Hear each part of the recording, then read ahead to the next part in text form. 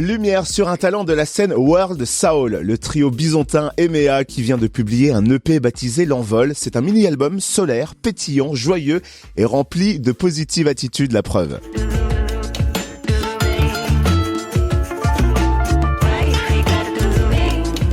Répète sans faiblir, tout ira bien.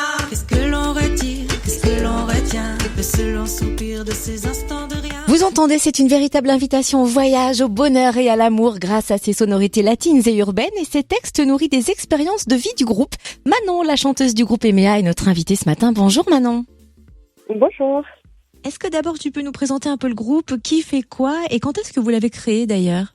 Alors, Emea, c'est un groupe assez jeune qui est né à l'issue du premier confinement pendant lequel j'ai enregistré les premières maquettes de mes compos de voyage, donc avec Mathis. Mathis qui est au clavier avec nous sur scène. Et voilà, on avait ces premières maquettes et du coup, on a des échéances qui ont commencé à arriver pour continuer à composer la suite et pour préparer le live, on a fait appel donc à Julien qui est à la batterie, aux percussions. Et voilà, c'est ainsi qu'est né le groupe Emea. Donc on a fait nos premiers concerts en mars en fait. Et voilà, on a passé un bel été là sur les routes et voilà, l'aventure continue. Et alors, ça veut dire quoi, Emea ?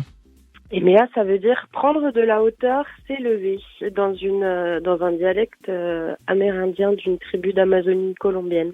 Ceci expliquant donc le titre de l'EP, peut-être L'Envol. Est-ce que tu peux nous raconter son histoire, comment l'idée s'est mise à planer et comment il est né cet EP?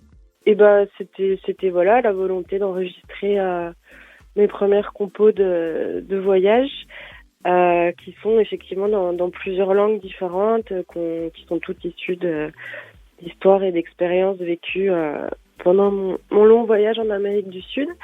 Et finalement, au sein desquels il y a toujours ce fil conducteur des rêves qui prennent forme, qui prennent vie. Et voilà, du coup, cette EP est née et prend son envol. Donc l'envol qui est aussi le titre d'une des chansons de l'EP. Tu viens de dire que tu chantais dans plusieurs langues, l'anglais, le français, le portugais, l'espagnol. Pourquoi ce patchwork de langues ?